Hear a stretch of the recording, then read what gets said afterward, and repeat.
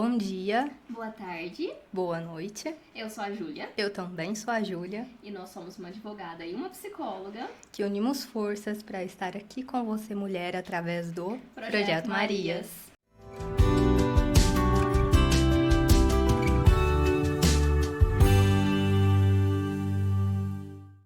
E hoje a gente está aqui com duas convidadas super especiais que se disponibilizaram lá a mais de 7 mil quilômetros daqui a estar aqui mesmo com a diferença do fuso para falar um pouquinho sobre os desafios delas na sua profissão.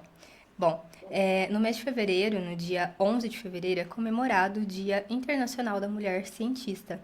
E em razão disso, a gente resolveu dedicar o mês de fevereiro nos nossos projetos, nos nossos conteúdos, para homenagear mulheres cientistas. E nada melhor do que trazer mulheres que vivenciaram os desafios dentro da ciência para falar, relatar um pouquinho da sua vida, do seu cotidiano, da sua realidade, como que elas conseguiram chegar onde elas chegaram hoje e o que elas ainda sentem hoje de dificuldades e como elas contribuem também com outras mulheres, enfim. São vários pontos que vão ser levantados aqui hoje. E vou passar a palavra para elas. Olá, meninas, se apresentem para a gente, por favor. Bom dia, meu nome é Mariana Batista e eu sou pesquisadora associada ao Laboratório de Virologia e Doenças Infecciosas na The Rockefeller University, aqui nos Estados Unidos.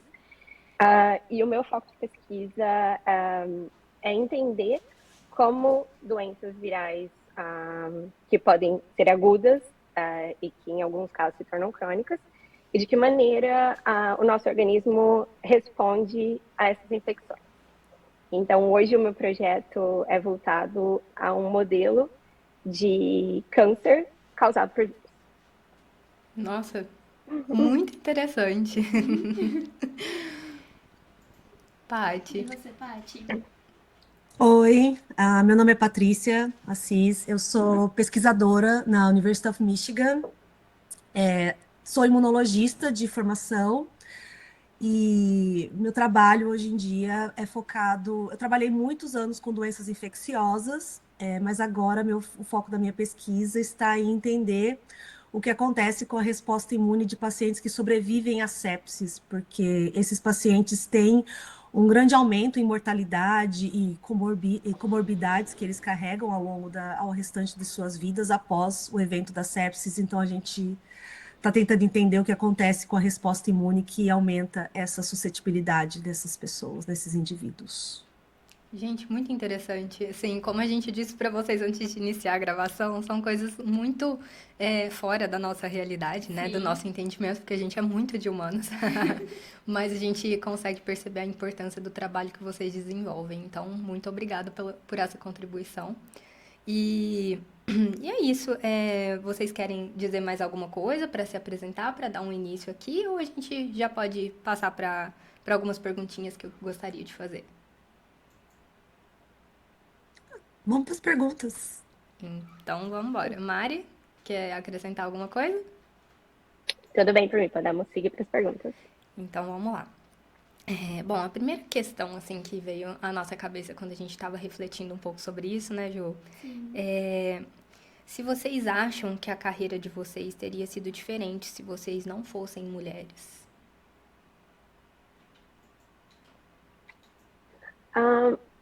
Eu não sei precisar se o cargo onde eu estou hoje seria diferente, porque eu acho que talvez o traço de personalidade me trouxesse para o mesmo lugar, mas eu acredito que teria sido menos desgastante, no sentido de que eu não sei se é a mesma percepção que a Patrícia tem, mas a percepção que eu tenho é que a mulher na ciência ela tem que estar sempre se validando, no sentido de que você tem que mostrar todo o tempo que você sabe o que você está fazendo, que você é competente para estar no cargo que você está. E muito disso vem, especialmente no começo, quando as pessoas estão te conhecendo. Eu mudei de grupo uma vez, então quando eu comecei nesse novo grupo, para mim era complicado que as pessoas entendessem que eu era competente o suficiente para estar onde eu estava E mesmo quando você tem uma ideia que é diferente do restante do grupo, eu acredito que a mulher ela tem mais dificuldade em não de se expressar, mas no sentido de ter o benefício da dúvida. Quando você tem uma opinião diferente do restante do grupo, você tem que fazer, às vezes você trabalha sozinho por um tempo para mostrar que aquela sua opinião, que aquele raciocínio que você teve fazia sentido e sempre fez sentido, mas você não teve o benefício da dúvida. Então, eu acho que talvez tivesse sido menos desgastante nesse sentido. E outra coisa que eu acho que talvez tivesse sido menos, não sei desgastante, mas talvez menos cansativo, essa questão que eu acho que a sociedade, de maneira geral, impõe para a mulher de, por exemplo, durante o meu doutorado, eu tinha que viajar entre uma cidade e outra, e aí é sempre aquela tensão, você tem que pegar ônibus, esperar no ponto de ônibus, se você vai estar segura para voltar para casa. Então, eu acho que, além de toda a necessidade de validação científica, a gente ainda, a gente como mulher, a gente é parte da sociedade, então a gente também sofre essa pressão de ser mulher numa sociedade em que não respeita, em que as mulheres não são tratadas da mesma maneira que os nossos, que os homens, nesse sentido, eu diria. Não são tratadas como um ser humano, né? Não tem, eu falo que assim, a gente luta, o feminismo ele luta pelos direitos humanos, né? É uma coisa que eu bato muito na tecla. Que as pessoas têm um preconceito muito grande com o feminismo, mas o feminismo nada mais é do que a luta pelos direitos humanos serem Pela igualdade garantidos. de direitos. Exatamente. E enquanto você relatava, uma coisa me veio à mente, que eu fiquei imaginando quantas vezes você já não deve ter sofrido, vocês, né? Já não devem ter sofrido com mansplain, né? Você estava falando que você traz uma ideia e aí você tem que lutar sozinha até você conseguir comprovar essa ideia. E eu imagino, aí você falando isso, eu fiquei imaginando, meu Deus, quantas vezes será que ela não teve que ela expôs uma ideia, que ela colocou, trouxe alguma questão, levantou alguma questão, e aí negaram, né? Assim, duvidaram de você e Ou aí duvidaram. duvidaram e aí um homem chegou e falou exatamente a mesma coisa. O quanto isso deve ser frustrante, né? Sim, eu acho que a ciência, como vários outros setores da sociedade, os homens eles estão nesse negócio há mais tempo, então aparentemente eles têm crédito. Então, mesmo que você tenha uma ideia com uma validade muito grande, com um embasamento científico muito forte, muitas vezes você precisa ser endossado ou endossada por um homem. Mas, assim, a minha percepção é que a ciência tem mudado. E eu sinto das pessoas mais jovens, dos pesquisadores mais jovens, parece que essa questão de igualdade que você mencionou, ela está melhor do que já esteve. Eu acho que a gente vê isso refletido, por exemplo, nas ganhadoras do Prêmio Nobel, que para a gente é o maior reconhecimento científico. Nos primeiros 100 anos do prêmio, 30 mulheres ganharam e foram reconhecidas pelos seus trabalhos. E hoje, de 2000 a 2023, 20 anos depois, 35 mulheres foram ganhadoras. Acho que isso reflete como a ciência está mudando e a gente está ganhando mais espaço. Então, eu sinto que as novas gerações elas são mais abertas. As pessoas que têm a nossa idade ou são mais novas, elas têm entendido melhor essa questão de que nós somos tão competentes quanto eles de fazer ciência. Eu não sei se a Patrícia quer adicionar alguma coisa, eu estou falando um monte. A mesma pergunta que eu direcionei a você, né? Se você acha que a sua carreira teria sido diferente se você não fosse mulher, agora eu passo para Patrícia. Queria ouvir de você, Paty. Então, assim, é difícil a gente dizer uma situação pontual no qual a gente tem evidências claras de que seria diferente. A gente não tem muito isso, né? Mas a gente tem uma série de experiências que mostram. E, na minha opinião, tem uma grande chance de sim ter sido diferente. Talvez onde eu cheguei assim como a Mariana falou, talvez não fosse tão diferente, mas o caminho poderia ter sido muito diferente, né? Por exemplo, uma coisa que eu duvido que nenhum homem jamais passaria. Em uma das entrevistas que eu passei durante o meu processo acadêmico, eu estava numa sala com 4 professores homens, professores de muitos anos já, de um cargo altíssimo na instituição, e eu estava ali para ser avaliada pelo meu currículo, para contar a minha experiência, para ser admitida, né, num programa. E, no entanto, metade do tempo que eu estive sentada na sala, a conversa foi sobre como meu sorriso era bonito. Como meu sorriso era, como era bonito, como eu era uma pessoa agradável, né? Que eles gostaram da minha energia, de como eu era alegre, eu parecia transmitir uma coisa boa. Eu fiquei pensando, falei, gente, um homem jamais passaria por esse tipo de situação, né? Então, você já vê ali, né? Eles vão tirando pequenas coisas da nossa autoestima, assim, de pouquinho em pouquinho, sabe? Bem devagarzinho, parece. Ou, por exemplo, na minha gestação, na qual eu estava trabalhando, né? Trabalhando muito, como sempre, mas a minha gestação foi colocada como um empecilho, né? Foi uma inconveniência eu ter ficado grávida naquele momento do desenvolvimento do projeto. Então, isso foi uma culpa colocada em mim, assim, que não tinha necessidade, porque eu não deixei nada a dever durante o processo, entendeu? Então, eu acho que é diferente, sim, porque os homens, um ambiente controlado, né, dominado por homens, eles são mais parceiros entre si. E exatamente como a Mariana falou, a gente tem que se provar mais. A gente tem que se provar, trabalhar em dobro, se dedicar mais para ter o mesmo reconhecimento que um homem mediano vai ter. Então, uma mulher excelente, ela está mais ou menos no mesmo nível de um homem mediano, um homem medíocre numa carreira. E essa necessidade de endossamento que a gente tem também é muito grave. Isso coloca a gente numa situação muito vulnerável no ambiente de trabalho. Então, a gente tem que se submeter a certas concessões que muitos homens não têm que se submeter, entende? Então, talvez teria sido diferente, sim.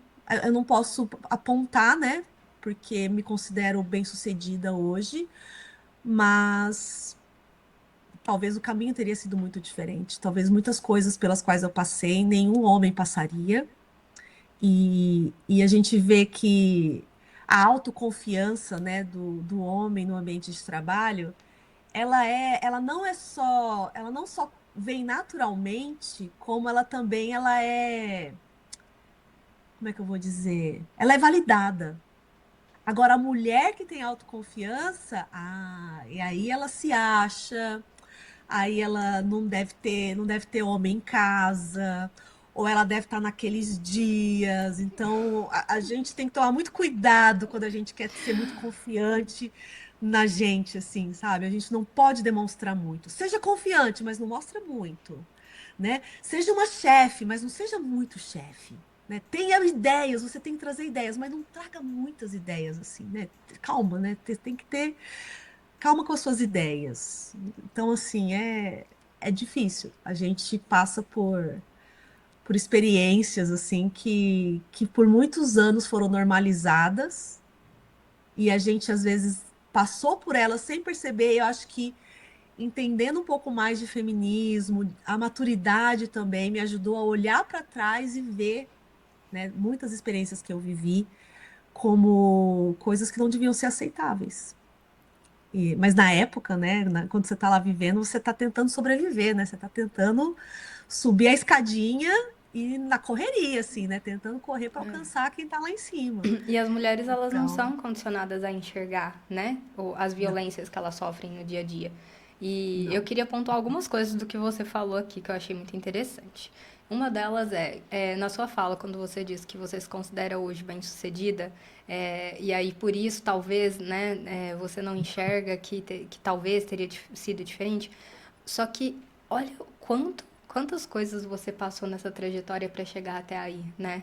E eu tenho certeza que um homem não passou pelas mesmas dificuldades, até porque, pela questão que você comentou, Não. que é algo que a gente sempre pontua aqui, né? Sempre chega nesse ponto da construção social e da formação da mulher. A mulher, ela é educada e formada para ela ser bem comportada, bonita, limpinha, né? Sentar com Sorriso bonito. sorriso bonito, sentar com uma boa postura, cruzar as pernas, não falar alto, né? E o que que você foi ali naquele momento elogiada pelo quê, né? Foi pelo seu bom comportamento, pelo seu sorriso bonito, pela sua boa aparência, porque você estava de acordo com o que a sociedade busca de uma mulher. E aí você foi elogiada por isso naquele momento, e não pela sua competência, que era o que você estava buscando ali, que eu tenho certeza que você tem. Não é à toa que você chegou onde chegou, né?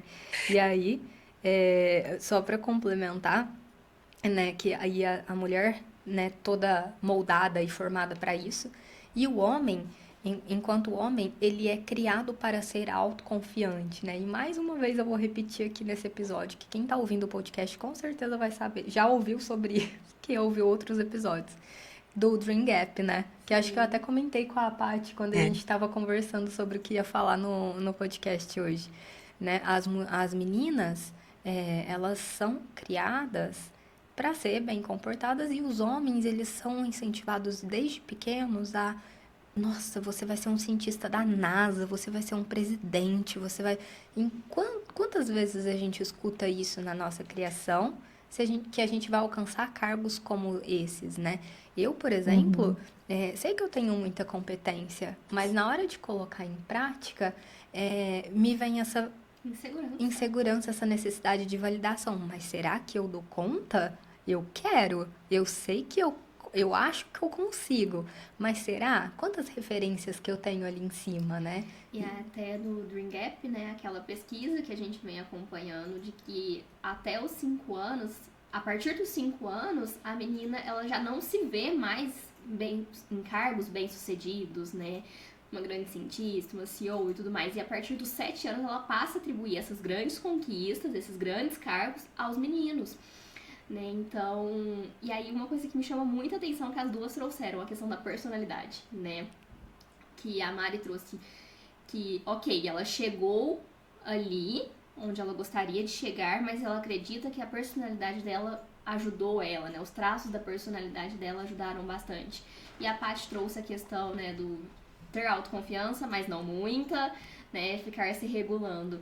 Então, será que o homem ele tem que se preocupar com a personalidade que ele está demonstrando, né, para estar onde está? Né? Se ele é autoconfiante, beleza. Se ele não é, beleza também. E ninguém vai se importar com isso. Ninguém vai colocar ali numa régua do certo ou errado no comportamento dele. Mas a mulher não. Né? Ela, às vezes, como a Mari trouxe, tem que se apoiar numa personalidade que ela já tem para conseguir chegar onde chegou. Né, para além dos esforços acadêmicos e profissionais, e a Paty também trouxe, né, estar regulando ali o seu comportamento para estar onde está. Se a mulher não for forte demais, ela não vai aguentar passar por tudo isso, ela não vai conseguir entrar dentro de uma sala, né? E aí não desmerecendo quem não consegue, porque a gente não tem apoio, Então, não é todo mundo que vai chegar numa sala cheia de homens e vai ouvir sobre o sorriso e vai conseguir persistir, né? Não é todo mundo que vai chegar ali e vai ficar tendo que se autoprovar, né? Provar o seu próprio valor ali. Então, realmente uma trajetória muito intensa e muito pesada, né? E aí, só para complementar uma outra palavra, uma outra expressão que você trouxe, uma outra ideia, sobre o quanto os homens se apoiam e essa união, né? E aí eu pensei muito na necessidade da sororidade. E a frase do Projeto Marias é: sejamos mulheres pelas mulheres. Então, e trazer vocês aqui hoje, né, e todas as mulheres que vêm até aqui, é justamente para isso, para a gente se enxergar em pessoas como vocês que conseguiram superar tudo isso, estão onde estão, e também para a gente ajudar quem não conseguiu e a gente ser apoio, a gente ouvir, a gente ter a escutativa, a gente ter a presença e a gente se unir mesmo e a gente começar a construir né, fazer essa construção social, ou na verdade essa desconstrução social, né, de que a mulher tem que ser bem comportada, mas não, vamos confiar na gente porque a gente pode, se a gente quiser, a gente consegue, a gente pode, Uhum. né? Eu acho que a mudança, ela vem, por exemplo, eu falei para vocês, me considero bem-sucedida, mas eu não estou em nenhum cargo de direção ainda, né? Então eu ainda não tenho tanto poder nas minhas mãos para trazer uma mudança mais expressiva no meu ambiente. E eu acho que a mudança que a gente está precisando é essa, que as mulheres comecem a alcançar cargos de liderança, porque isso traz diversidade de perspectiva, né? E De olhar para outras mulheres e entender que ela é uma profissional, que ela é competente, e não ficar ali analisando de forma rasa o perfil dos candidatos baseado em gênero, em raça, em classe social. Enquanto pessoas não houver diversidade em cargos de liderança, a gente não vai conseguir alcançar uma verdadeira mudança, né? A gente vai chegar num certo ponto, mas a gente pode morrer na praia, entendeu? Então a gente tem que saber, né, não se contentar também com pouco. É, Tem que ter o olhar lá na frente, no prêmio mesmo, que é alcançar cargos de liderança. E essa cultura patriarcal, ela é incutida em mulheres também, tá? Porque muitas mulheres, assim, você conhece algumas pessoas pelo caminho que chegaram em cargos altos, mas quando você conversa com essas pessoas, você entende que algumas dessas mulheres não acreditam em patriarquismo, não acreditam em machismo, elas não acreditam em que elas sofreram alguma diferença, elas acreditam, inclusive, que elas são diferenciadas por elas serem mais parecidas com os homens do que com mulheres. Então, eu já vi isso, assim, né? De você ter que. Você acredita que você tem que estar mais associada com os homens para você se destacar do que com mulheres. E isso vem de lugares, assim, tão simples como, por exemplo, no meio acadêmico, que é um meio intelectual, certo? Mariana, depois você fala se você concorda com isso. Eu acho que é muito comum mulheres que são, por exemplo, vaidosas, serem julgadas por serem superficiais, não vão ser inteligentes o suficientes, porque elas gostam de se arrumar, entendeu? Então você tem que tomar aquele cuidado ainda de não ser uma pessoa muito vaidosa, porque quanto menos cuidado você tem com a sua aparência, mais dedicado ao seu cérebro você é. Meio que tem essa associação. Então, se você tá muito arrumada, provavelmente você não é muito inteligente. Com certeza não. Agora, aquela ali, ó, que tá toda de qualquer jeito, né? Que não se arruma, aquela ali é inteligente. Aquela tem futuro, mas ela jamais será líder, porque vão colocar uma líder mal cuidada no topo? Não, mas vai ser reconhecida até um certo ponto. Então, assim, é muito mais difícil ser mulher, sim. com certeza. E aí, antes de passar para a próxima pergunta, eu queria passar a palavra para a Mari, porque, se eu não me engano, a Mari comentou de um grupo de mulheres que se apoiam. Foi isso, né, Mari? Sim, eu só quero comentar dois pontos que para mim são muito importantes que a Patrícia mencionou. Eu acho que essa questão da mulher ter a autoconsciência de que a gente vive numa sociedade patriarcal, porque eu acho que não adianta só a gente colocar como objetivo chegar na liderança se a gente perde a compreensão de que a gente precisa de mudança e de que, sim, a nossa sociedade é patriarcal e a gente precisa de mudança. E quando a gente chegar lá no topo, a gente precisa implementar essas mudanças. E, de fato, você encontra muitas pessoas no meio acadêmico, bom, eu estou no meio acadêmico, mas em meios comerciais, que também são industriais, voltados à pesquisa, você encontra isso de que as mulheres elas tentam se assemelhar ao comportamento masculino para serem validadas e quando elas chegam lá, pouca mudança é implementada. E o segundo ponto, a questão de ter que regular o comportamento. De, eu gosto de me arrumar, mas eu não vou me arrumar tanto, porque senão eu não vou ser bem vista. Eu vou dar uma palestra, eu não vou pôr um vestido, eu vou colocar um blazer e calças, porque isso me faz ser mais parecida a um homem que faz isso e ele tem a validação dessa sociedade na qual eu estou inserida. Então, esses dois pontos, para mim, foram muito importantes que a Patrícia ressaltou. Em relação ao grupo que a gente criou dentro da Rockefeller, existe um grupo de mulheres na Rockefeller, já o Wiser, que são as mulheres na Rockefeller. E esse grupo que nós criamos, na verdade, foi criado dentro do laboratório ao qual eu sou associada.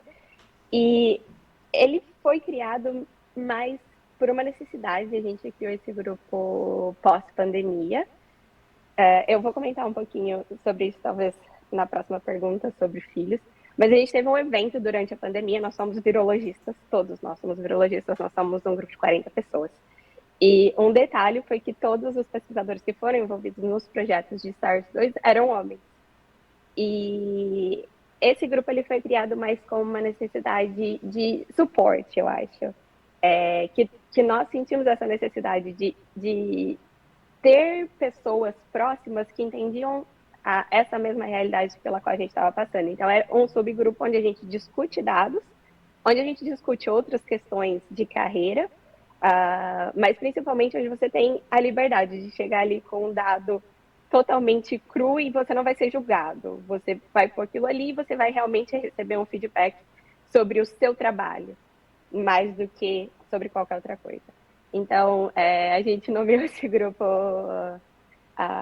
o OPOHO, que é o Manpower Hour, e a gente se encontra toda semana. Começou dentro do meu laboratório, agora a gente tem algumas outras pesquisadoras de outros laboratórios que passaram pela mesma situação de de receber feedback pela ciência delas mais do que por qualquer outra coisa. E é isso. Hoje a gente é um grupo de 12 mulheres. Nossa, isso é muito importante. É exatamente isso que a gente está falando sobre a sororidade, sobre ser mulher pela mulher, né? O quanto isso é relevante, é importante, é essencial. O quanto a gente precisa disso para continuar no enfrentamento a essas violências mesmo que a gente sofre por essa desigualdade. Bom, a gente, infelizmente, vai precisar começar já a caminhar para o fim com a segunda pergunta, mas vamos lá. Mari, na sua opinião, ter filhos impacta mais a carreira de uma mulher cientista do que a de um homem cientista? E se você puder citar alguns exemplos desses impactos, assim, que você sente por ser uma mulher cientista, mãe. Bom, a minha resposta acho que é com certeza sim. Eu acho que, assim, vai depender muito do seu parceiro, vai depender muito do seu parceiro. Mas a mãe, ela tem responsabilidades desde a gestação que o pai não vai ter. Então, eu vou citar o meu exemplo, que quando eu descobri que eu estava grávida, eu estava começando um projeto, e esse projeto requeria que eu tivesse um trabalho dentro de um nível de biossegurança mais alto, e que eu não poderia fazer porque eu era gestante. Então, foi a primeira, por mais que a minha gestação foi tratada, ok, você está grávida, você ainda é uma pesquisadora competente, você tem capacidade para fazer tudo o que você faria se você não estivesse grávida, mas por questões de biossegurança, você não pode participar desse projeto. E era um projeto que eu tinha concebido, que eu tinha desenhado, e essa parte eu entendi, mas eu acho que é uma situação que um homem nunca vai passar. Ele nunca vai ter que fazer escolhas desse tipo. E a segunda parte foi quando a pandemia começou, eu tinha minha filha com 6 meses. E a gente foi meio que colocado de lado, porque foi uma escolha minha ficar com a minha filha, mas também foi uma escolha do grupo onde eu estava, de que eu, como uma mãe com uma filha de 6 meses, eu deveria ficar em casa com a minha filha. Não que eu tivesse escolhido diferente, porque a mulher também é uma coisa que você se sente na obrigação de fazer, por ser a mãe, aquela responsabilidade primária é sua, meu parceiro é incrível, com certeza ele ficaria com a minha filha, mas você se cobra isso também. É um peso que o homem, eu acho que nunca vai sentir, É a de cultura ter do que fazer essas cuidado, né? coisas. Exatamente. Então, está incutido em você de que aquela responsabilidade primária é sua. Então, nesse momento, que para todos os virologistas era uma chance muito grande, porque você quer contribuir, é aquilo que você sabe fazer. Você entende sobre aquilo e é um momento em que você vai ser relevante para o mundo. E você não pode participar disso por você ter um filho pequeno.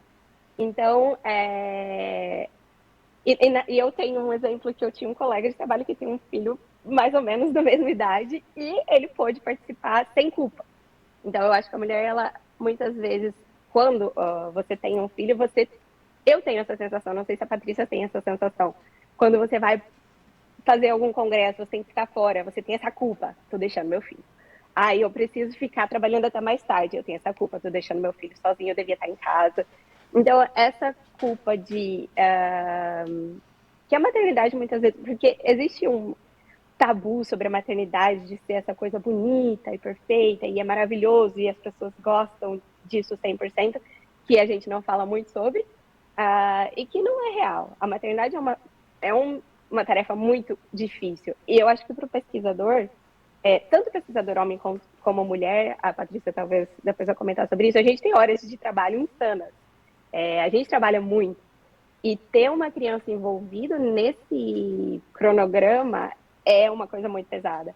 Então, eu acredito que sim, vai ser pesado para o homem e para a mulher, vai, mas para a mulher sempre pesa mais, na minha opinião. E você, Paty? Concordo com tudo, assinado embaixo. É diferente, sim, gente. Muda porque no meio acadêmico, uma, uma, uma constante é que nós não temos hora de trabalho, né? A gente trabalha 40 horas, 50, 60, não sei. A gente trabalha muito, a nossa vida é em volta do trabalho. E, e quando você tem uma criança na equação, você tem que repensar essa dinâmica de dedicação, né? E isso, para mim, foi um impacto, assim, logo de início, porque tanto eu quanto o meu marido, nós somos cientistas. Nós dois trabalhamos em instituições, nós dois fazemos a mesma coisa e temos a mesma carga horária e a mesma demanda. Então, na nossa tentativa de ter um equilíbrio, né, uma divisão meio a meio para os dois, né, tanto de dedicação com a nossa filha como com o trabalho, foi claro para mim que o impacto veio para os dois de formas diferentes, né? Por exemplo, no meu lado, eu era cobrada de ter a culpa porque eu virei mãe, né? Então a culpa é minha, porque foi uma escolha minha, eu virei mãe e agora eu tinha que sair mais cedo do trabalho porque eu tinha que buscar minha filha na creche. Então eu não podia ficar para uma reunião às 7 da noite que o meu chefe queria, porque o meu chefe chegava para trabalhar às 10 da manhã, eu chegava às 6h30. Mas eu queria sair, eu tinha que sair às 4h30 para buscar minha filha na creche, mas meu chefe queria uma reunião às 6h30, 7 horas da noite, eu não podia ficar. E eu estava errada, porque eu fui inventar de ter um filho, né? Agora, com o meu marido, foi num outro sentido. O sentido era, mas por que você está indo embora às 8 da noite para pôr sua filha para dormir se sua esposa vai estar em casa? Sua esposa não está em casa cuidando da sua filha? Por que você tem que parar de trabalhar para ir lá cuidar da sua filha?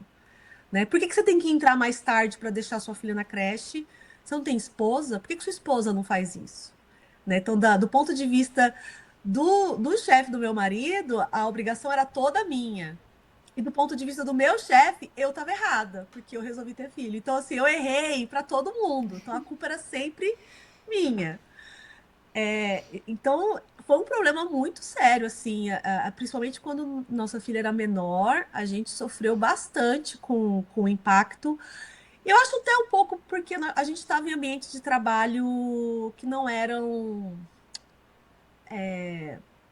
saudáveis também, né? Eram ambientes de trabalho muito tóxicos, tanto que nós mudamos de trabalho, procuramos outro lugar para trabalhar e e a gente sentiu a diferença da cultura, como isso pesou diferente, né? Tanto meu chefe quanto o chefe do meu marido agora são pessoas que respeitam os limites, né, do trabalho e vida pessoal. Então existe um limite, e eles respeitam isso. E a gente sentiu a diferença, tanto para mim quanto para ele. Então, quando você está num ambiente que favorece, né, o seu sucesso, é nítida a diferença tanto para a mulher quanto para o companheiro que divide a responsabilidade meio a meio. Porque, gente, não, assim, isso pode ser uma ideia só minha, mas a ideia que eu tenho é, se com um filho, se um dos parceiros decide dar uma deslanchada na carreira, né, se dedicar muito, o outro vai ter que cobrir. Não vai ter meio a meio. O outro vai ter que cobrir muito mais e o outro vai ficar para trás na carreira também. Então, é uma escolha que o casal vai ter que fazer. Então, como nós decidimos aqui que seria meio a meio, nós dois progredimos lentamente, juntos. Então, não teve ninguém que deslanchou, porque o meu marido também estava tendo que se dedicar, tanto quanto eu. Entende? E é nítido isso. E eu converso com algumas pessoas que. Eu tenho conversado com alguns profissionais que são sêniores, né? São professores há muitos anos, mas que são pessoas muito conscientes, muito boas. E, e, e eles falam para mim, realmente é difícil, porque eu acho que deu tudo certo para mim, porque eu tinha 2 filhos quando eu estava no meu pós-doutorado e virei professor, mas a minha esposa estava em casa cuidando dos meus filhos. Então eu tenho certeza que isso promoveu a minha progressão na minha carreira. Então é difícil você ver as pessoas reconhecerem isso, né? E quando você está num ambiente em que as pessoas reconhecem, você acorda e fala, nossa, é isso, entendeu?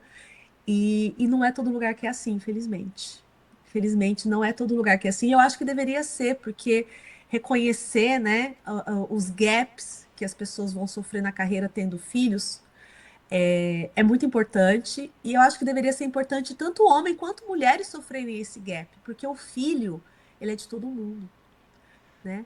E o mundo quer um, um trabalhador pronto no futuro, extremamente competente, bem formado, bem educado, um excelente cidadão, mas ninguém quer dar espaço para um pai e uma mãe formar esse indivíduo do futuro, né? E enquanto isso cair só nas costas, né, na responsabilidade das mulheres, essa desigualdade vai continuar perpetuando como assim um ciclo infinito, entendeu? Bom, essa é da minha experiência. Eu acho que mudou muito, sim. Ter um filho fez grandes diferenças e eu acho que essas diferenças têm que ser abraçadas, sabe? Né? Por exemplo, aqui onde eu trabalho, na University of Michigan, existe um processo de progressão de carreira para quem está num determinado estágio e eu posso justificar isso. Por exemplo, eu tenho um gap de aproximadamente 2 anos de evolução na minha pesquisa, no meu trabalho, porque eu tive algumas questões de saúde com a minha filha, que exigiram muito mais atenção minha, né? Trabalhar em horários mais alternativos, não ter horários muito constantes de trabalho, para levar ela em médicos, enfim. E mesmo eu e meu marido fazendo isso, cada um metade, metade, isso prejudicou um pouco, né, a nossa dedicação ao trabalho. E tanto a nossa instituição como o próprio NIH, que é uma instituição que dá financiamento para pesquisa aqui nos Estados Unidos, pedem que você esclareça esses gaps que você tem, para que eles entendam por que você teve esses gaps, porque eles devem ser incutidos na sua história. E não significa que você é incompetente ou que você falhou. Significa que você teve um tempo, né, em que a sua dedicação ao trabalho não era 120%, vamos supor, era 85%. Isso já faz diferença, principalmente se você é mulher. E isso tem que ser incluído na nossa história. Tanto que é super importante, eu vejo que existem grupos de cientistas no Brasil lutando para incluir licença maternidade, esses gaps, nos seus currículos, porque isso tem que ser visto de uma forma naturalizada. Meu único receio é que isso seja jogado, usado contra as mulheres depois. Mas isso tem que ser incluído, porque você teve uma licença maternidade, que infelizmente, né, aqui nos Estados Unidos a minha foram de 2 meses, mas no Brasil são 4 meses. Só que tem um catch, né? Tem um detalhe. São 4 meses em que a trabalhadora ela não recebe salário. Tá? Se ela é uma bolsista do CNPq, ela não recebe bolsa nesses 4 meses. Então tá certo isso, né? Uma pessoa que é uma trabalhadora, né? Fica sem salário durante sua licença maternidade. Por que que isso é aceito no meio acadêmico e isso não é normal em outras áreas de trabalho? Aí a Então tem gente, muito que tem que ser revisto aqui. a gente já entra aí num outro problema social, que é o fato do acadêmico não ser visto como um trabalhador, né? É como se a sociedade sempre visse um cientista, um pesquisador como um eterno estudante e não entende a É. diferença que o cientista e que o pesquisador está fazendo para a Uhum. sociedade, a contribuição que vocês dão sempre. Então, É. para além do gênero, também tem a questão social de não admitir que vocês são trabalhadores e assumir os direitos que vocês deveriam ter, né, Sim, na prática. sim. Foi isso que me trouxe mais para trabalhar fora do país, nos Estados Unidos. Porque aqui, desde quando eu termino meu doutorado, né, como pós-doutorando, eu sou funcionária. Eu tenho benefícios, eu tenho férias, tudo garantido pela empresa em si, na instituição. Eu sou uma funcionária, eu consigo abrir uma conta no banco normalmente, alugar um apartamento, comprar uma casa, se eu quiser. No Brasil, eu fui fazer meu primeiro pós-doutorado no Brasil e eu precisei que a minha mãe, gente, eu tinha mais de 30 anos, minha mãe alugasse o apartamento no nome dela porque eu não tinha carteira de trabalho. É uma questão realmente muito humilhante, é, em todos os aspectos, né? E a gente já foi mais para um lado social, de não ver o cientista Saiu um como pouco do um foco. trabalhador, mas o que também é muito importante, porque Sim. impacta na vida da mulher de uma forma muito Uhum.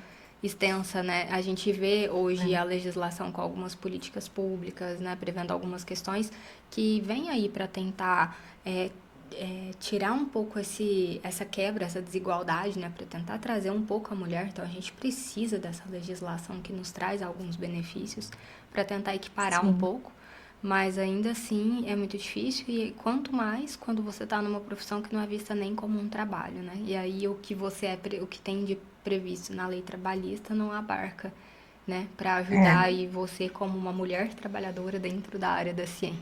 É uma exato. interseccionalidade, né? Compreende duas questões, a questão do gênero e a questão do trabalho. Então, Os é Uhum. como se recortes. o corpo estivesse sofrendo duas violências ali, né, sociais. Meio acadêmico no Brasil, principalmente, acho que ele é hostil com mulheres, apesar do fato de que você vai ver em número, eu acredito que há muito mais mulheres na ciência no Brasil do que homens. Mas quando você olha para os professores que são mais antigos, ou você vai ver mais homens ainda nos cargos de direção, de chefia.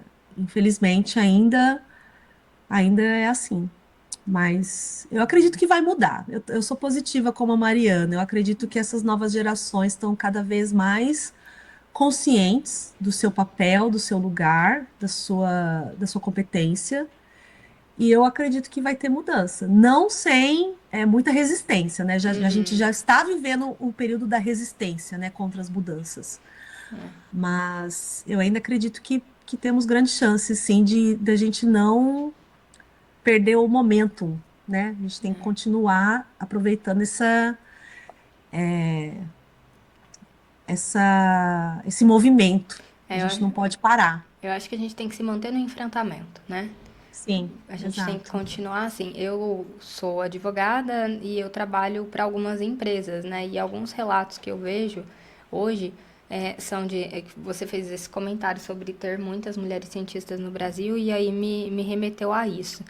Alguns clientes me trazem que eles preferem contratar mulheres porque Uhum, as mulheres se dedicam mais. Então tem esse traço também, né? O quanto as mulheres vêm se mostrando mais no mercado de trabalho por serem muito dedicadas, Muitas vezes porque a gente nunca teve muito espaço e a gente tem que lutar Aham. muito para conseguir, e Sim, aí a gente valoriza É. mais quando consegue, mas ainda assim a gente precisa se colocar nesse enfrentamento para a gente aumentar cada vez mais os É. cargos altos em que a gente ocupa, para a gente continuar aumentando as referências que a gente vai trazer para as próximas gerações, né? E Uhum. continuar nesse enfrentamento mesmo. Bom, meninas. Infelizmente, o nosso papo tá maravilhoso, mas a gente vai ter que caminhar realmente para o fim. Eu queria agradecer muito a disponibilidade de vocês, as questões que vocês trouxeram aqui, tanto da realidade da mulher na ciência, como também essa disparidade que tem entre o Brasil e os Estados Unidos, né, nessa área.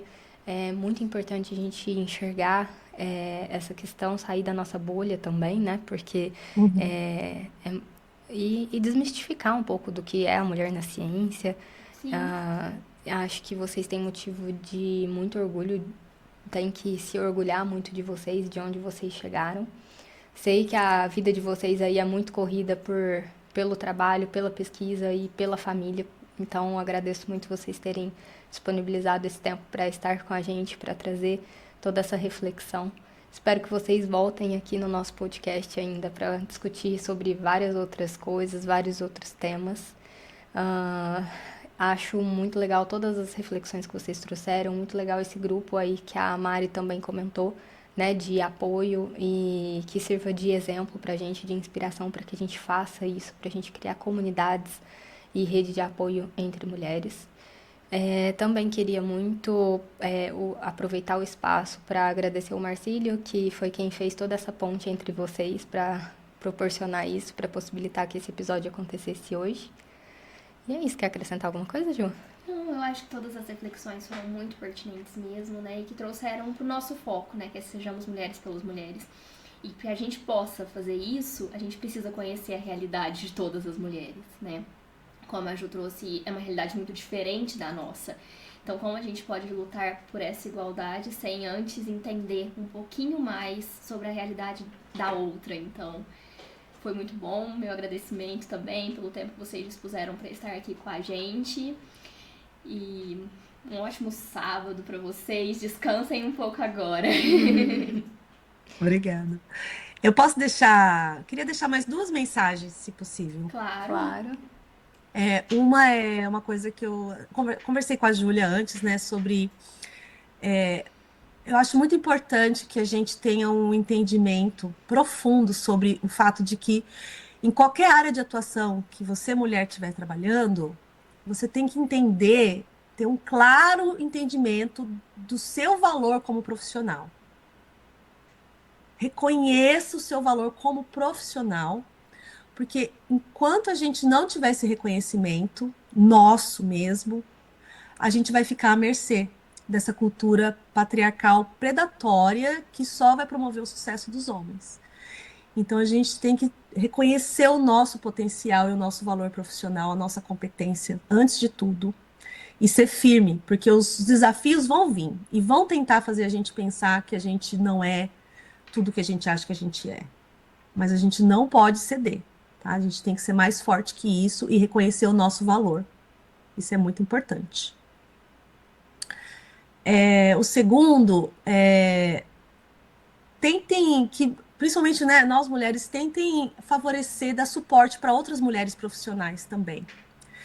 Eu comentei com a Júlia que eu tenho uma prática, assim, que parece muito bobo, gente, mas, assim, se eu vou escolher um médico para um pediatra para minha filha, né?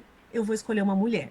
Se eu vou escolher uma médica para mim, eu vou escolher uma médica mulher, uma dentista mulher. Eu vou dar trabalho para mulheres. Essa é a minha prerrogativa. Se eu preciso de um advogado, vai ser uma advogada mulher.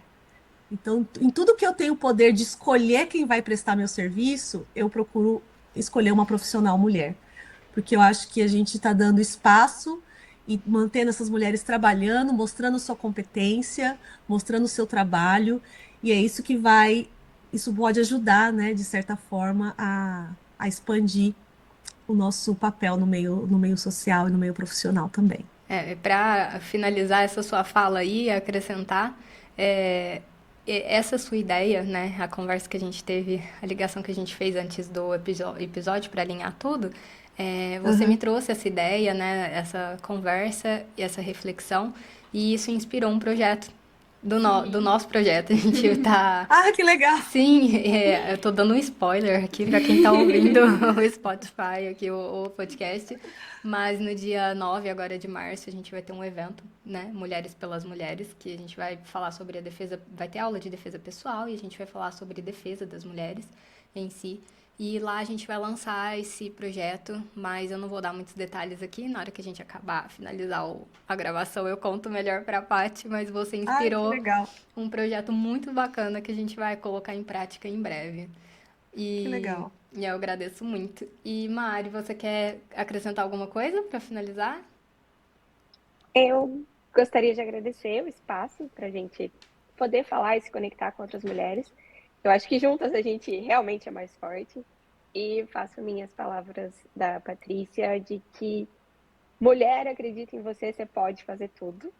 E não desistir, porque realmente o mundo vai bater e vai bater forte. E é isso aí, não cai. Continua que vai dar certo. Ai, gente, que incrível. Eu adorei nosso bate-papo de hoje. Espero que mesmo com essa distância a gente continue unindo forças e continue aí gerando alguns projetos. Conto com vocês, com a participação de vocês aqui no Projeto Marias e em tudo que a gente for, né, Sim. movimentar. E é isso. Muito, muito obrigada pela participação de vocês. E um abraço para quem está ouvindo a gente. Continuem ouvindo. Sigam a gente no Instagram, @Projeto Marias Franca. A gente está no Instagram, no Spotify e no YouTube.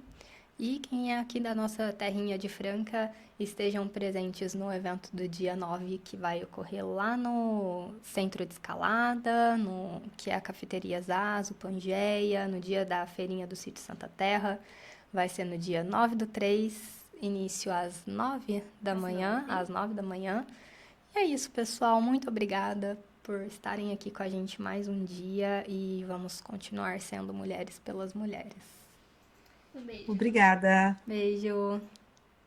Tchau.